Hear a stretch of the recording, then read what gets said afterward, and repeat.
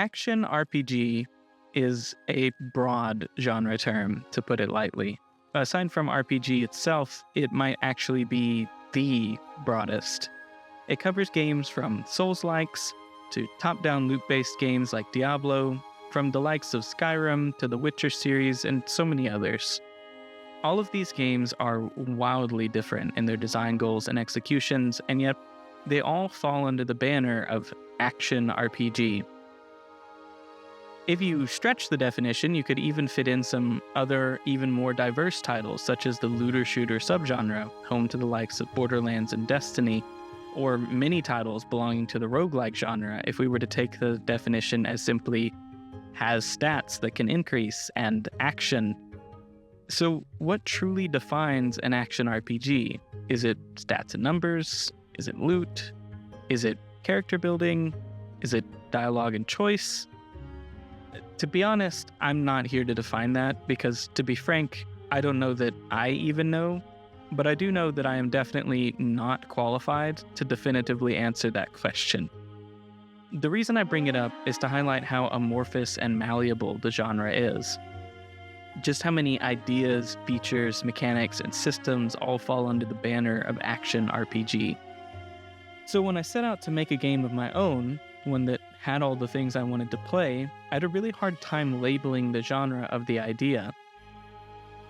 When people would ask me, "What are you making?" I would often have a really hard time answering that question because I felt as though my title didn't quite fit into any of the genres I was borrowing from very neatly. This actually had a lot to do with the lack of a refined vision. As I grew in experience and honed my vision, it became clear that the genre was firmly an action RPG, but even still, it defies many of the genre staples. I feel it's worth being upfront about exactly the kind of game I'm making here, because I don't want to be misleading with the way I present the project. This is not a traditional RPG. While I certainly take inspiration from the tabletop RPGs so many true RPGs are based upon, I want there to be no mistake that this is an action game first, role-playing game second. Those elements are certainly more than just stats and damage numbers, but this is not a true RPG where all that matters is your character build and numbers. In my design, one of the most important things to me was being able to drop a player into a gray boxed room with nothing but the combat system, so no context, no story, no set dressing, and it'd be fun simply to engage in that combat loop. This is something I'd argue most true RPGs cannot achieve by design. They are all about the context, the set dressing, and the story surrounding an encounter. If you're willing to hear my ideas, however, I think I've landed on something really special. So, with that out of the way, let's talk about the design of the Swordsmith's Apprentice.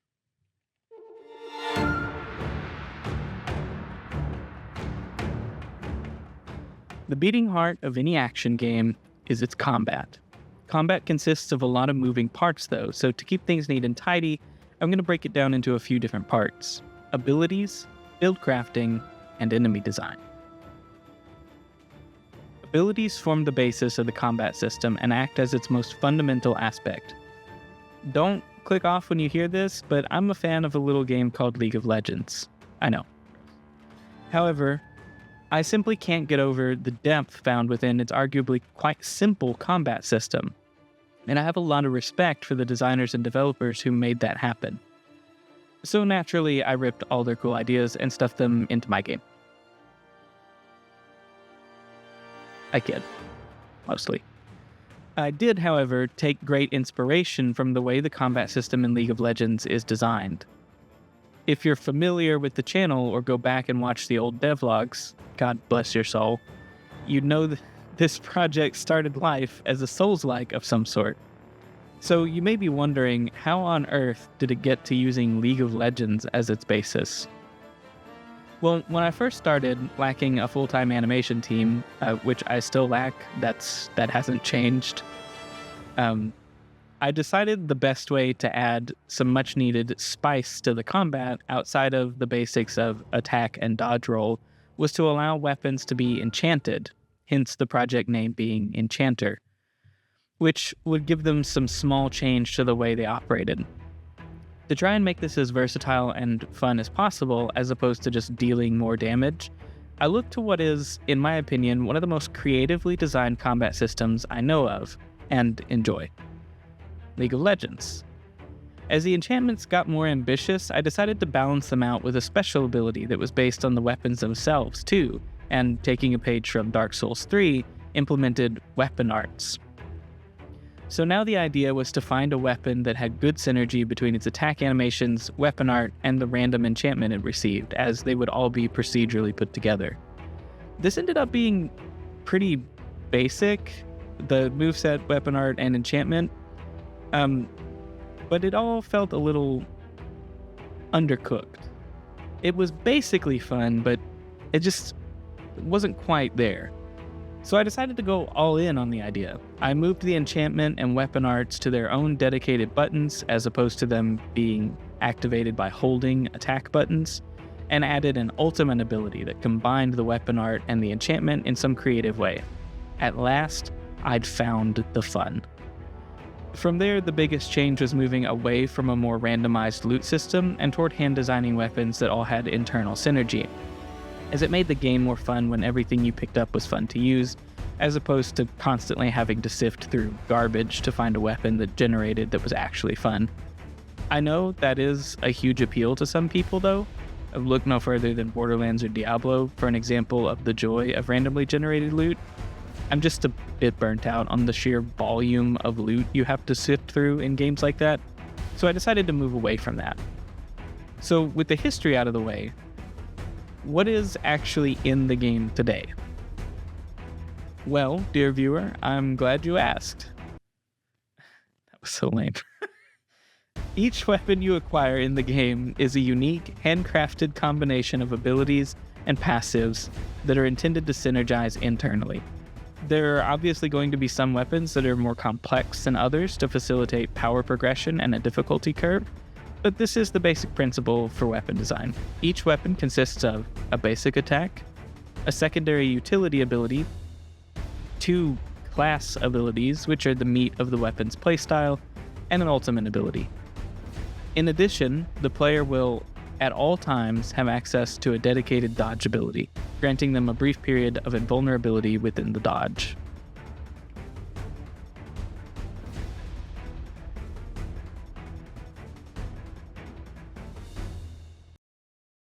The next pillar of combat is build crafting. This is where some of those RPG elements will shine through. Unlike traditional RPGs, there is no leveling to progress your character in the Swordsmith's Apprentice.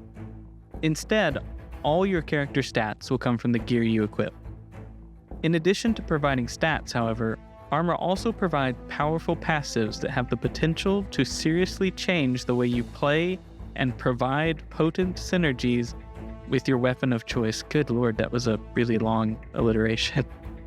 Build crafting will be all about expressing yourself by defining what is most important to you in the moment-to-moment of combat. Are you a health above all else kind of player? Maybe you'd like a chest piece that converted a portion of that into damage. Like to weave in abilities in and out of your normal attacks? How about some gloves that amplify your next attack after you've casted an ability? Maybe you like to live life on the edge. Try out a piece of gear with a passive that increases your damage as your health gets lower. The goal with armor was to provide players with the most amount of versatility and customization possible in the most fun way possible. This is an element of the game that has largely remained static throughout development, and I think that's for good reason. It's just fun to get a piece of gear and see some cool effect on it and start thinking about how you can build your character around that, or finding a weapon and then going into your stash of armor to see how you can make it as effective as possible, or even making a particular weapon function in a completely unintended way. This is the main reason there are no levels and stat progression in that style. There was at one point in development, and it made it really frustrating to later get a piece of gear that you wanted to use and then realize you've leveled up completely wrong to be able to use it. Combat is only as good, however, as the enemies you face off against. In the Swordsmith's Apprentice, enemies are broken into 3 categories: rank and file, champion, and bosses. As the name would suggest, rank and file enemies are simple, one-note enemy types. In design terms, they only ask a single question of the player. Can you move? Can you dodge? Can you prioritize targets? Can you crowd control? These enemies in isolation pose little to no threat to the player. It's in grouping these together in interesting ways that we are able to create interesting combat scenarios. Champions, on the other hand, are more complex enemies. Being on arguably similar footing as the player, they ask multiple questions and have access to multiple abilities, all designed with internal synergy, just like the player's weapons, and are designed with bespoke, unique combat AI on a per-character basis to make sure they behave in an interesting way and pose an adequate challenge. Finally, we have bosses. Unfortunately, these will not be Souls-like bosses. I simply don't have access to a large enough bank of interesting animations to facilitate enough variety for that to be worth pursuing. Instead, bosses serve as a sort of capstone encounter and will often feature environmental mechanics similar to the way a good dungeon or raid boss in Destiny or World of Warcraft works. The enemy itself isn't really the challenge. They often have quite simplistic AI. Instead, the question is, can you juggle them, the environmental mechanics, and the other enemies in the arena? This section may seem a bit odd. I said the Swordsmith's Apprentice didn't have traditional leveling and progression, right? And you are absolutely right. But that doesn't mean I did away with progression entirely.